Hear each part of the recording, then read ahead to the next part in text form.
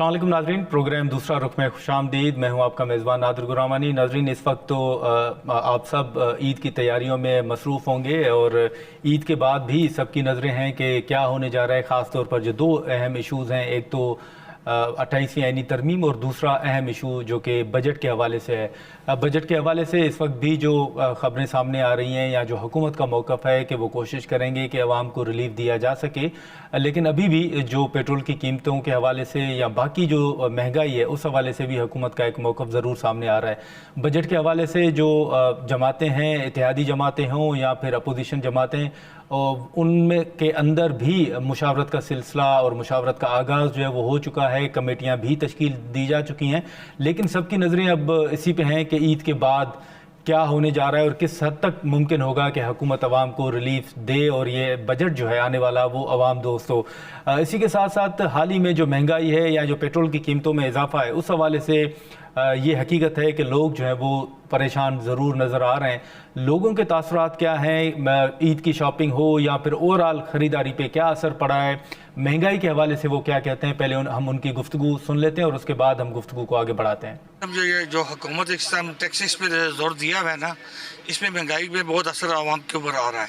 Petrol की कीमतों की वजह से मार्केटों में रश नहीं है, एक बात होगी। दूसरा, हर आए दिन जो सेल टैक्स लगा देते हैं, कभी इस पे टैक्स लगा दो, कभी उस पे लगा दो, कभी सब्जी पे लगा दो, कभी अब जो सब्जी मंडी से लेके आएगा तो लाजमी वो पेट्रोल की कीमत ज़्यादा होगी, वो 2000 रुपये लेता था, जहाँ वो 4000 रुपये लेगा। तो महंगाई की शरह बहुत बढ़ती जा रही है, जराइम भी बढ़ती जा रही है। ठीक है, हुकूमत पाकिस्तान कुछ सोच नहीं रही है, सिर्फ अपना पेट भर रही है और पैसा इकट्ठा कर रही है अवाम से। अवाम को कोई रिलीफ नहीं मिल रहा, कोई तवक्को नहीं है इस नून लीग की तो से हमें कोई तवक्को है ही नहीं है ना, जो ये गरीब के लिए आके सोचेंगे। ये सिर्फ IMF को राज़ी करने के लिए अवाम की जेबें काटी जा रही हैं। तो ऐसा हुकूमत पाकिस्तान को चाहिए अभी कुछ होश के नाखुन ले, वोट लेके हमारे पास ही आना है आपने। कल को हम वोट नहीं देंगे नून लीग को, ये सोच रहे हैं ना आने वाले वक्तों में जो हमारे साथ कर रहे हैं आप लोग। लिहाजा कुछ होश के नाखुन लें और कुछ बेहतरी करें आवाम के लिए। महंगाई जो है बिल्कुल ये नागुफ्ता बे हालत में है। एक जो औस दर्जे का, दरमियाने दर्जे का या जो खत्ते गुर्बत से नीचे की ज़िंदगी गुजारने वाले लोग हैं, उनके लिए ये ईद नहीं बल्कि एक वबाल जान बनी हुई है। चूँकि लोगों के घरों में अशियाए खुर्दनोश नहीं है और बाकी ख़रीदारी, कपड़े, जूट, जूते, बच्चों के लिए शॉपिंग करनी, ये बहुत बाद की चीज़ें हैं। जो बुनियादी ज़रूरियात है वो भी यहाँ पे आम इंसान को मुयसर नहीं है। हुकूमत से मुतालबे तो बहुत सारे हैं, एक ही मुतालबा है कि वो सबसे पहले गरीब लोगों का ख्याल करे, कम अज़ कम अपनी मराहत को ख़त्म करे। जो 400 रुपया इन्होंने डीज़ल पेट्रोल बेच रहे हैं, 200-250 रुपया इसका लीटर होना चाहिए। तो ये अपनी हुकूमत चलाने के लिए और अपनी बेनिफिट्स के लिए इतने महंगा किया हुआ है। तो गुजारिश उनसे यही है, थोड़ा अपनी मराहत पर तवज्जो दें और गरीब आवाम को जो है वो फ़ायदा पहुँचाने की कोशिश करें। बिल्कुल जी, कोई बजट नहीं है, ना इस हुकूमत से हमें कोई तवक्कुआत रखनी चाहिए और ना इस आने वाली बजट से।